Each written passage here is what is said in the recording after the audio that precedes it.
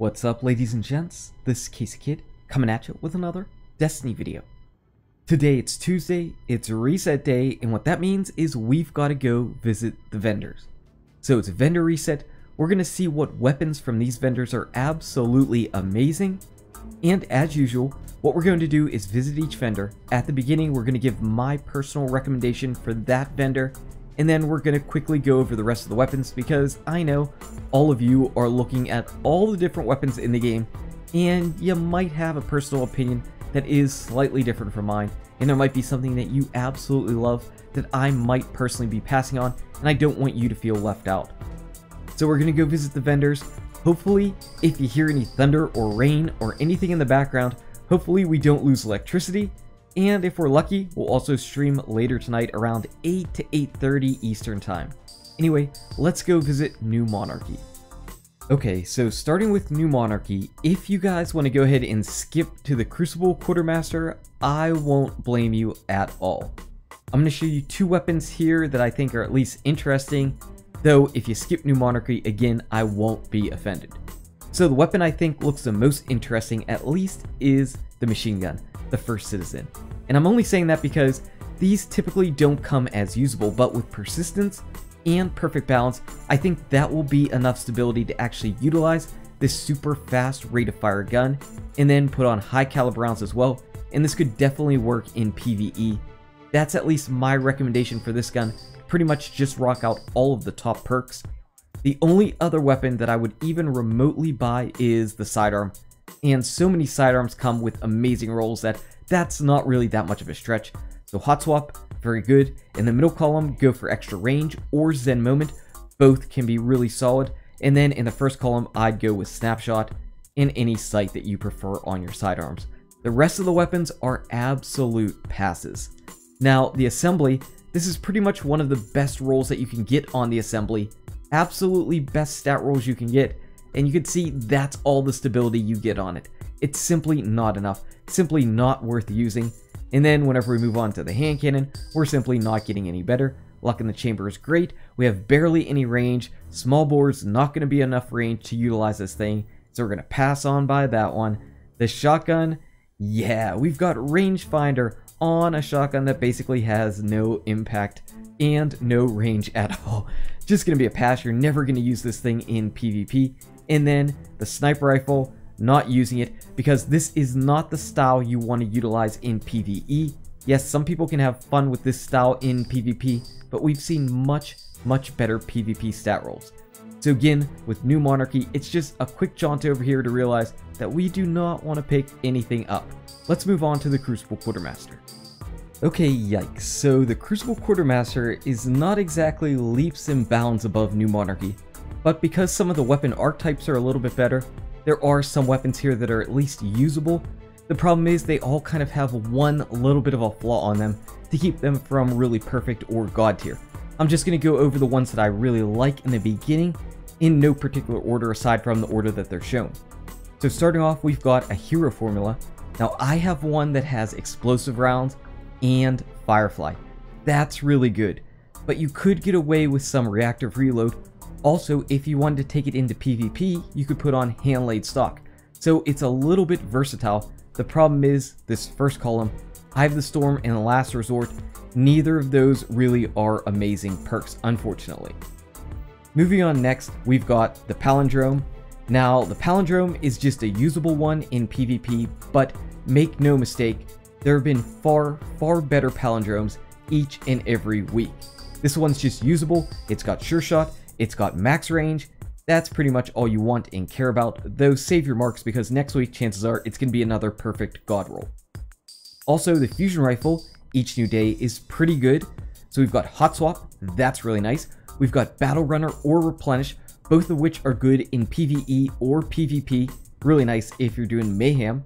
And then in the middle, we've got hand-laid stock, which is great for all that stability, but it costs range, and that's what the flaw is in this gun. If it had brace frame, that would be phenomenal. The magazine size is already massive. Brace frame would have been completely fine.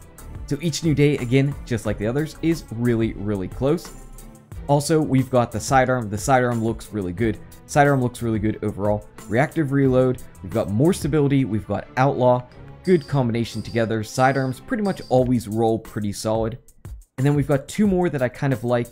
The Event Horizon, this is PvE for sure. So we've got Firefly, and then we've got Casket Mag to get our magazine size up to 4, and then go with Army of 1 because Perfectionist, just no way. The problem with this is, again, it's definitely a PvE type of sniper rifle, and none of the sights are really anything worth writing home about. But again, this is mainly for the 4 shots, and then Firefly for PvE. Finally, I kind of like the Chaotic Neutral. I just like the idea of having persistence on this style of machine gun. I think that that's pretty solid. In the middle, I'd still rock out armor-piercing rounds. Why lower your magazine size on a heavy weapon? And then of course you're going to pick lightweight over Guerrilla Fighter. And then I'd probably go with Linear Compensator, just for the predictable recoil, and then get a little bit more impact and range. So I kind of like that. The rest of the weapons are passes for me. Now this 0-day dilemma isn't the worst thing in the world, because this style of auto rifle doesn't exactly need counterbalance, but I still do prefer it at least. This is a little bit more of a PvE style of roll, and it won't be that bad. It won't be that bad in PvE. But 24 shots is a little bit low. I've tried those before, it's a little bit low. And then the party favor, I'm going to absolutely pass on this. Yes, at least here you get good stat rolls, but it would be a little bit better if we had counterbalance on it. Glass half full, well, you'll get to the bottom half of the magazine really quickly. But I'm still going to pass on this one. Not exactly a huge fan. And then what else do we have? Oh, we've got the shotgun. Yeah, not really digging the shotgun. Now, we do have crowd control, and we do have max range. But I guess this kind of does fall into the category of close but no cigar. These first 2 perks are okay, but I would prefer a barrel that was either field choke or aggressive ballistics to get that little bit of extra impact on it. Really, it's not that bad. I probably should have put this in with the other weapons because it's at least usable. It's definitely usable. You've got max range, you've got crowd control. That's solid. That's solid. And then finally, we've got the rocket launcher, something wicked. So tracking, we've got perfect balance. Why? Or heavy payload, of course. We're going to just pass on this. There are far better rocket launchers. Not that this one has anything crazy wrong with it, but it's just not something that you jump up and down for. Trust me, by now, you've got a legendary rocket launcher that you already use and already love. So that's the Crucible Quartermaster. A lot more of his guns were at least usable. Maybe his brother, the Vanguard, is going to have something even better. Okay, the Vanguard Quartermaster at least is coming in with some really nice things. There are 3 weapons that I really like here. We're going to start off with the Parthian shot. This one isn't as good as the one we had 2 times previously, but it's still pretty solid. So we've got counterbalance, we've got outlaw, great combination together, and then you've got small bore, and this is where it takes a little bit of a hit on some of the other Parthian shots that have come by. We'd like to have more stability than this. We definitely like to have more stability than this, but beggars can't be choosers, and that's pretty much all that we get here. Still, if you can handle this gun, it's going to do some work for you. It's definitely going to do some work. The problem is with this gun, you want to get as much stability as possible to really group up those shots, to really group up each burst. It's pretty strong though, pretty strong. The second weapon is the Angel's Advocate. Now this one is definitely a PvP style of roll. We've got Hidden Hand, then we've got Perfect Balance for some more stability, and then Zen Moment for even more stability. I think this thing should definitely put in some work for you.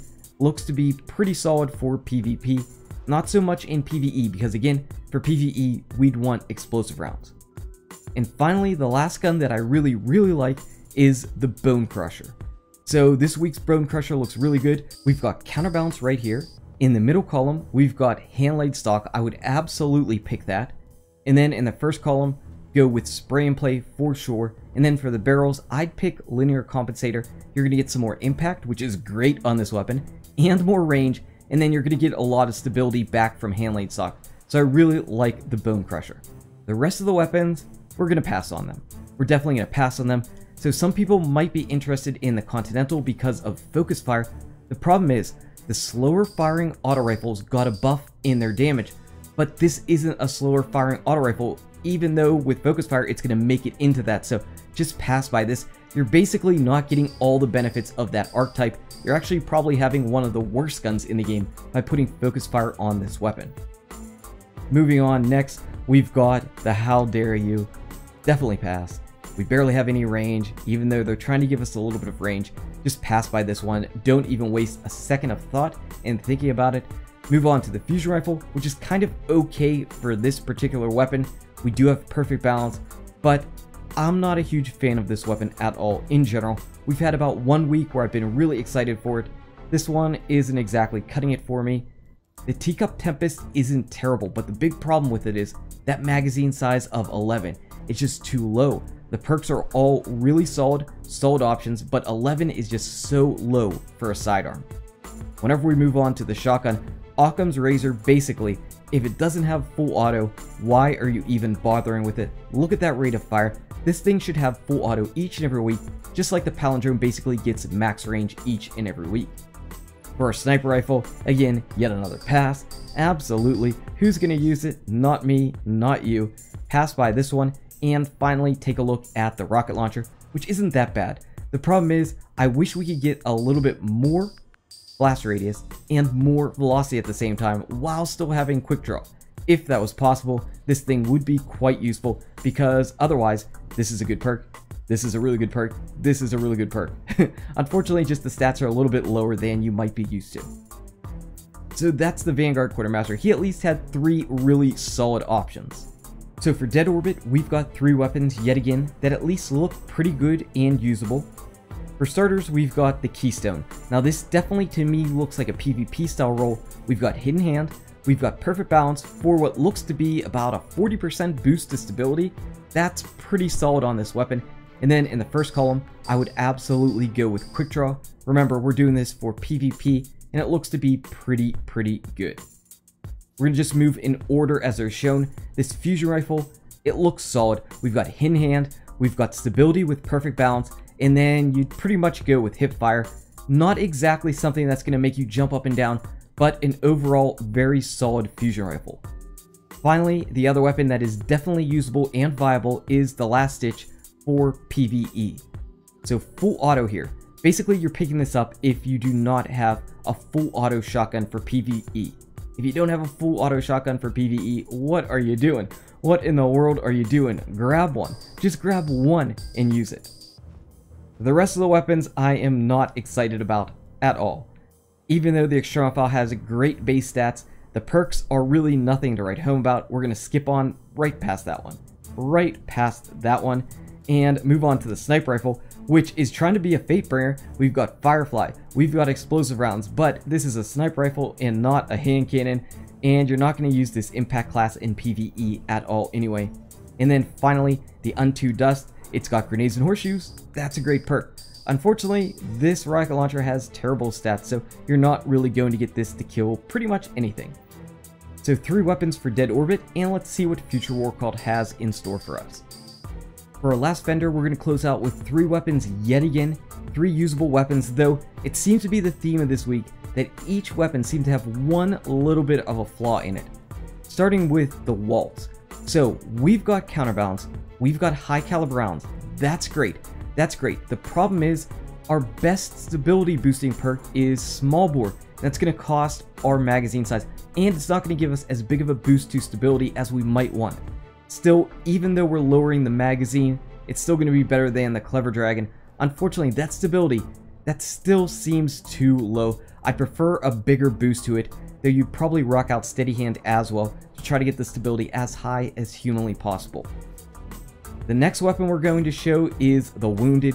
Now, this looks to be a little bit of a workhorse style of weapon, maybe for PvE, but my problem is, again, if you're using a weapon in PvE, why don't you have explosive rounds on it? Still, Hidden Hand, then you've got Triple Tap, and then either Extended Mag or Quick Draw. Chances are, if it's PvE, you're going to put on Extended Mag. It's going to do some work, for sure. It's going to put in some work, but trust me, you will love life so much more if you've got explosive rounds on a scout rifle. And finally, the last weapon that's really good, really great, is the Wormwood. We've got Hidden Hand, we're boosting up our range here, and then in the beginning part, we've got Quick Draw, great. So those are the best weapons from Future War Cult. The other weapons are passes. We've got reactive reload here. We do have explosive rounds, but it's not going to be enough. And there's only 7 in the magazine, so absolutely pass on that one. We've got the fusion rifle, the waiting, but we're not too excited about this one. Not too excited about this one either, unfortunately. And finally, the last tease of all the teases is the Warpath, which is almost giving you that Axis Killer rocket launcher yet again. You've got Field Scout, you've got Tripod, but you do not have Cluster Bombs, so it was really close. Like I said, it seems like the theme of this week is just teases, because that's what all the vendors seem to do. If you're really low on legendary marks, there's nothing that I would say you absolutely have to go in and grab, though there are some very solid and at least viable choices. Anyway, guys and gals, thank you so much for watching. If you enjoyed this video, smack that like button and subscribe to the channel. Check out these awesome videos. Good luck with your raids, your drops, your vendors, and I'll see you around in Destiny. #Tease.